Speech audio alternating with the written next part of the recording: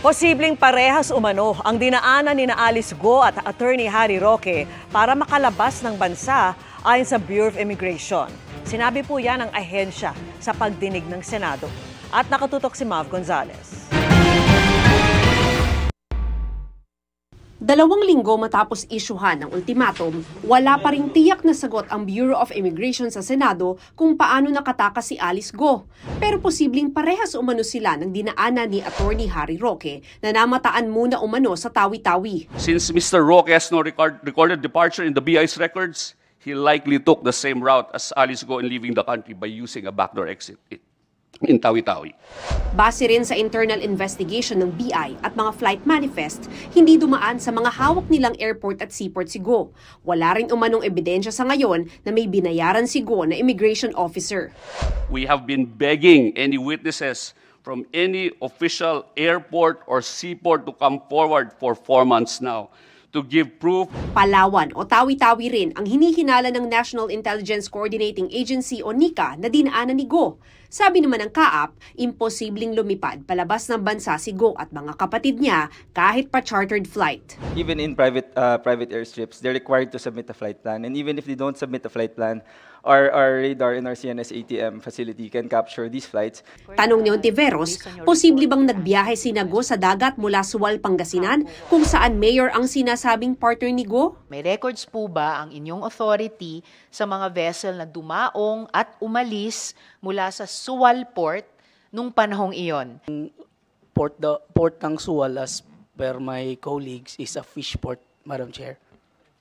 So yung mga dumadaong yun, Madam Chair, are fishing vessels. Any powerful individual backed by the POGOs or have access to funding and resources, such as the POGOs, can easily sneak out of our borders.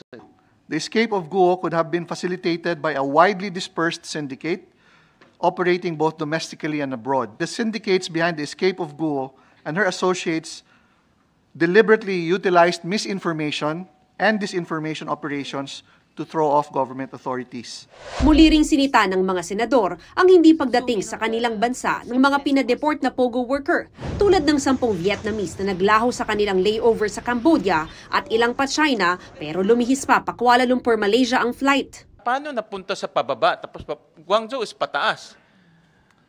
Your Kuala Honor, Lumpur is pababa. Gusto natin ibalik sila sa pinanggalingan nila para doon sila malitis. Walang kumita. Inireklamo pa ng embassy nila dito. after internal investigation, we came up with those findings na wala pong may sala. Any prosecution should be evidence-based. Hindi naman po kami pwedeng mag-resort sa fishing expedition. Pero ang tumakas pero nahuli muling Korean fugitive na si Na-ik-yeon isiniwalat sa Senado na nagbayad siya sa isang Korean ng 8 milyong piso at 6 na milyong piso sa 2 Pilipino para makatakas. 저기 메인 이미그레이션 인트라무로스 그쪽에 Paul said that he was in a high position in the immigration in Intramuros. So he said that just trust me on it, and Raul was a police. 그러니까 제가 나가는 거에 대해서 도와준다고 말을 Raul and Paul said that specifically to them that if you trust us, I will bail you out from the situation. Paul at Raul, meron pong nakita kaming picture na supposedly yun, but hindi po namin empleyado. Hindi po namin kilala. Samantala, kinumpirma ng PAO o Presidential Anti-Organized Crime Commission sa Senado na konektado sa POGO si Li Duanwang, ang Chinese national na nag-a-apply para maging Filipino citizen. Kagabi, namataan din si Wang sa isang gusaling ni raid ng Bureau of Immigration. Para sa GMA Integrated News, Mav Gonzalez, nakatutok, 24 oras.